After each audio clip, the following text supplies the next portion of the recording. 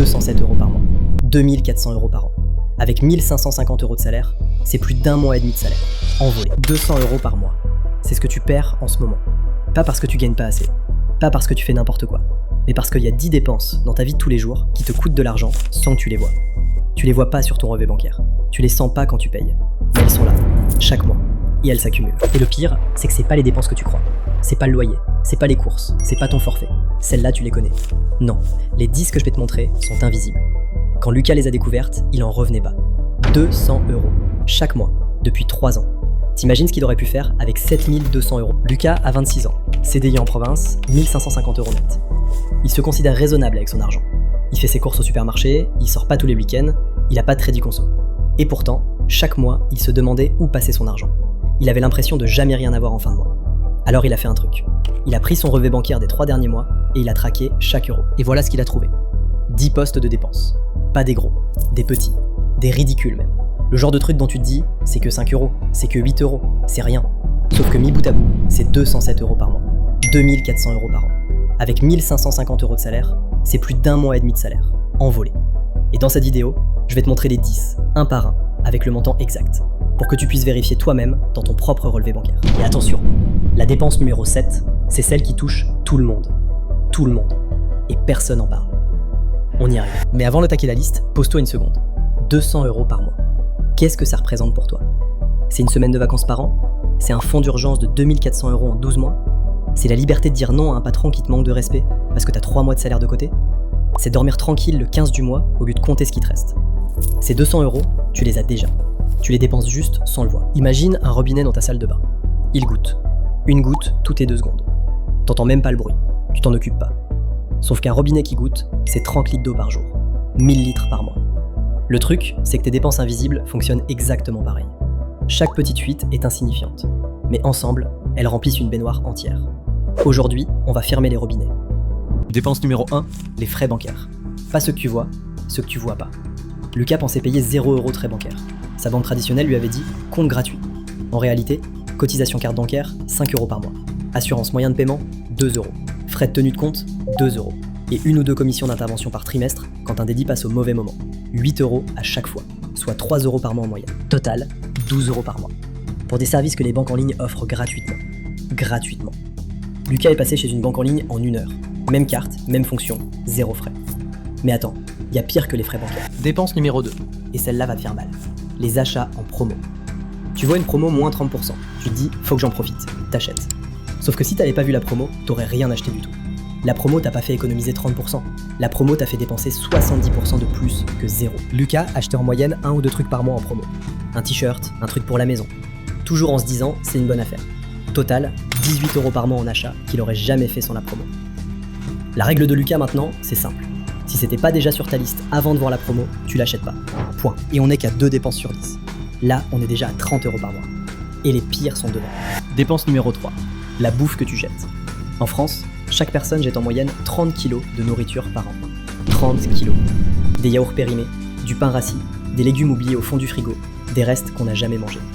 En euros, ça fait entre 20 et 40 € par mois selon ton profil. Lucas jetait une trentaine d'euros de bouffe par mois.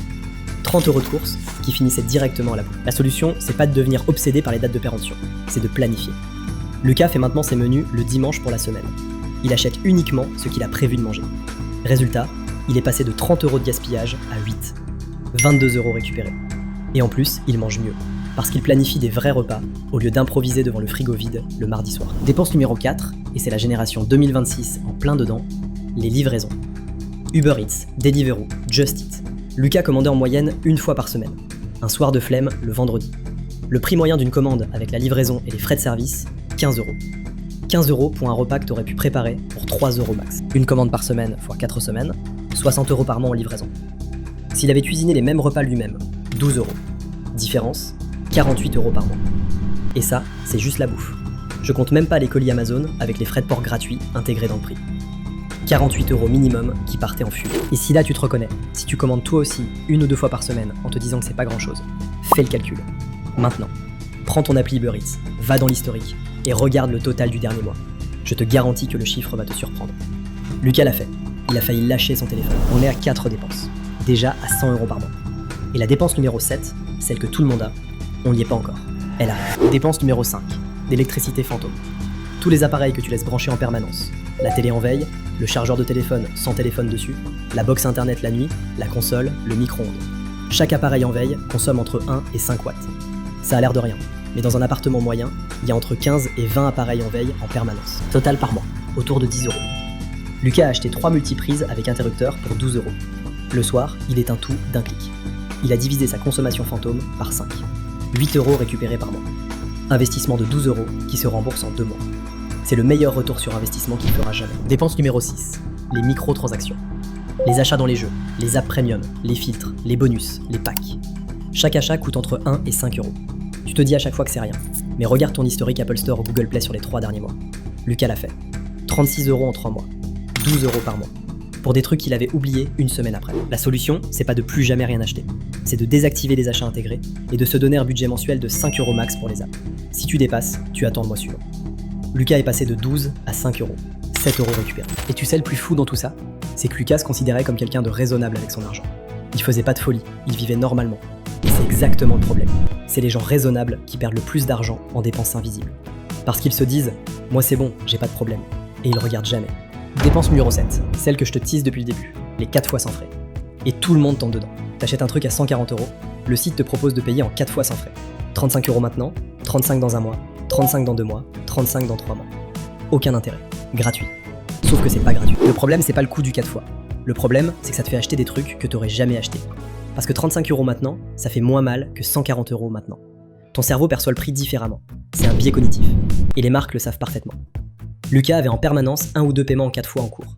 Des trucs qu'il aurait jamais achetés s'il avait dû payer en une fois. Total, 35 € par mois de prélèvement pour des achats qu'il aurait pas fait sans le 4 fois. Ça règle maintenant. Si tu peux pas le payer en une fois, tu peux pas te le permettre. Simple, radical, et ça fonctionne. 7 dépenses. On est à 150 € par mois. Et il en reste 3. Les 3 dernières sont les plus simples à corriger. Dépense numéro 8, les assurances en double. Lucas avait une assurance sur sa carte bancaire qui couvrait le vol de téléphone. Il avait aussi une assurance téléphone souscrite en magasin quand il a acheté son smartphone. 2 assurances pour le même risque, 9 € par mois de doublon. Il a vérifié ses contrats, il a annulé l'assurance en trop en 5 minutes par téléphone. Dépense numéro 9, le distributeur. Le café de la machine au travail, le snack de l'après-midi, la viennoiserie du matin. Chaque achat coûte entre 1 et 2 €. Tu le fais sans réfléchir, presque tous les jours. Lucas dépensait en moyenne 2 € par jour en micro-achats alimentaires au travail. 2 € x 22 jours ouvrés, 44 € par mois. Lucas a commencé à préparer un thermos de café et un snack à la maison. Coût, environ 11 € par mois. Économie, 33 €. Et il mange mieux. C'est comme les fourmis dans une cuisine. T'en vois une, tu t'en fiches. T'en vois 2, c'est rien. Mais si tu regardes pas, un mois plus tard, t'as une colonie entière. Chaque dépense invisible, c'est une fourmi. Individuellement, c'est rien. Mais ensemble, elles envahissent ton budget. Et la seule façon de les arrêter, c'est de les voir. Dépense numéro 10, l'abonnement que tu utilises plus. Pas Netflix, ça c'est la V1, on en a déjà parlé. Non, ici c'est la salle de sport. Lucas payait 15 € par mois pour une salle low cost. Il y allait en moyenne une fois par mois. 15 € la séance. Pour le même prix, il pourrait courir dehors pour 0. Il a résilié. 15 € récupérés. 10 dépenses. 207 € par mois qui partaient pour rien. Pas pour vivre, pas pour se faire plaisir, pour rien. Des frais cachés, des pièges marketing, de la flemme. Et Lucas le savait même pas. Mais le plus intéressant, c'est pas la liste. C'est ce qui se passe quand tu récupères cet argent. On refait les comptes. Frais bancaires, 12 €. Achat en promo, 18. Gaspillage alimentaire, 22. Livraison, 48. Électricité fantôme, 8. Microtransactions, 7. 4 fois sans frais, 35. Assurance en double, 9. Snacking, 33. Salle de sport, 15. Total, 207 € par mois récupérés. 2484 € par an. Et maintenant, imagine. 2500 € par an. C'est quoi pour toi?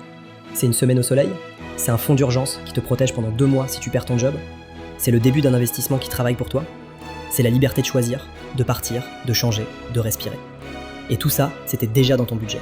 Tu voyais juste pas. Comme le robinet qui goutte, tu l'entendais pas, mais l'eau coulait quand même. Et si t'es là en te disant « moi c'est pas pareil, moi je fais attention », je te pose une question. Est-ce que t'as vérifié? Parce que Lucas aussi pensait faire attention. Et il perdait 200 € par mois. Le problème, c'est jamais les dépenses que tu vois. C'est toujours celles que tu vois. On te fait croire que pour avoir plus d'argent, il faut gagner plus. Demander une augmentation. Trouver un deuxième job. Bosser plus. C'est faux. L'argent que tu cherches, il est déjà là. Il coule du robinet. T'as juste besoin de le fermer. Rappelle-toi le robinet du début. 10 fuites, 10 gouttes, chacune insignifiante. Mais ensemble, 200 € par mois qui s'évaporent. Les frais bancaires, fermés. Les promos pièges, fermés. Le gaspillage, fermé. Les livraisons, fermé. L'électricité fantôme, fermé.